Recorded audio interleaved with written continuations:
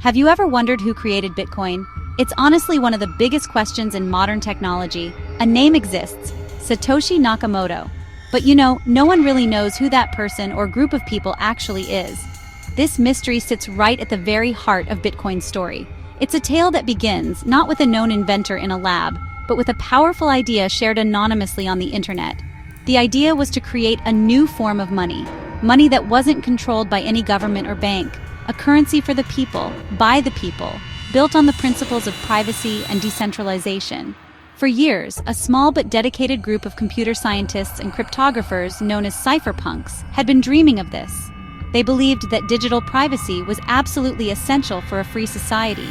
They saw how traditional financial systems could be used to monitor and control people. These thinkers wrote code, exchanged ideas on mailing lists, and experimented with early forms of digital cash. They were searching for a way to transact online without needing a trusted third party, like a bank or a credit card company, to approve the transaction. They wanted to put financial power back into the hands of individuals. Then, in 2008, the global financial system was shaken to its core. The collapse of major banks and the subsequent government bailouts created a wave of distrust. This moment of crisis was really the perfect catalyst for a radical new idea. On October 31, 2008, an email was sent to a cryptography mailing list. The author was Satoshi Nakamoto.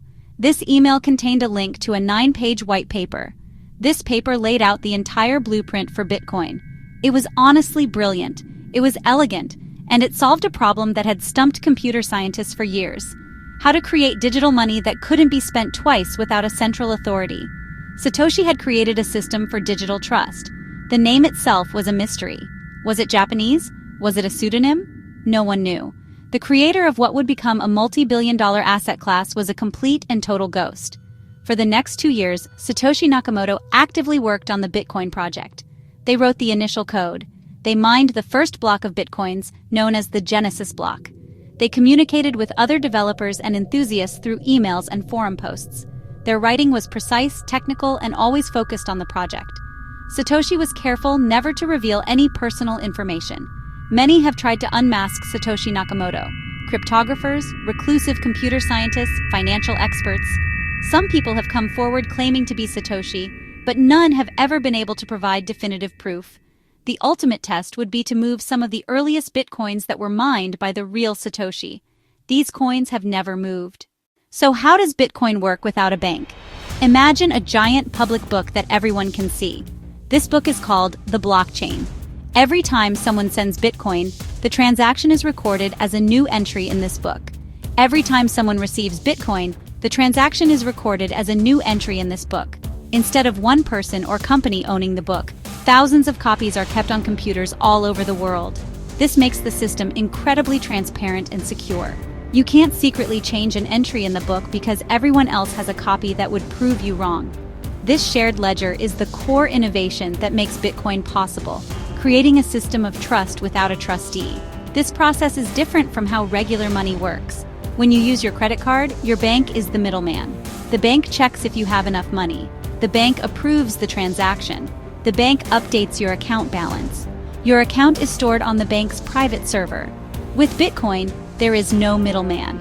The network itself verifies everything. Special computers called miners compete to solve a complex math puzzle. The first miner to solve it gets to add the next block of transactions to the chain. This work validates the transactions and keeps the network secure. It's a decentralized system of verification. This process is what makes Bitcoin so different from the dollars or euros in your bank account. Traditional currencies are controlled by central banks, which can print more money whenever they want. This can lead to inflation, which makes your savings worth less over time. Bitcoin, on the other hand, has a fixed supply. There will only ever be 21 million Bitcoins created. This scarcity is written into the code itself. It cannot be changed. This makes Bitcoin more like a digital version of gold than a traditional currency. In the beginning, very few people paid attention to Bitcoin. It was a niche interest for a small community of programmers and cryptography enthusiasts. The first transactions were mostly experimental. In one famous early exchange, a programmer paid 10,000 Bitcoins for 2 pizzas. At the time, this was just a fun way to prove that the system worked. Today, those 10,000 Bitcoins would be worth hundreds of millions of dollars. The public's first real introduction to Bitcoin was often through negative headlines. It gained notoriety as the currency of choice for online black markets like Silk Road. This created a perception that Bitcoin was only for illicit activities. Many people dismissed it as magic internet money or a tool for criminals. Governments were skeptical. Banks were skeptical. They saw it as a threat to their control. Despite the skepticism, Bitcoin's user base continued to grow. People started to see its potential beyond just speculation or illicit use. In countries with unstable economies, Bitcoin became a lifeline for financial freedom. Slowly but surely, the narrative began to shift. Over time, Bitcoin began to enter the mainstream with major companies accepting it. What started as an obscure white paper had triggered a global conversation about the future of money. The impact of Satoshi Nakamoto's creation is undeniable. Bitcoin has changed the world in ways that are still unfolding. It introduced the concept of the blockchain, a technology with applications far beyond currency. Industries from supply chain management to healthcare are exploring this decentralized ledger technology. Bitcoin was the spark that ignited a firestorm of innovation, challenging established industries. The mystery of Satoshi's identity continues to fuel fascination and debate. Does it matter who they were? Some argue the anonymity is the point. It forces us to trust the code, not a person. It ensures the network remains decentralized and leaderless.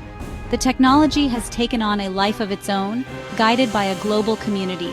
The legacy is not just the code, but the questions they forced us to ask.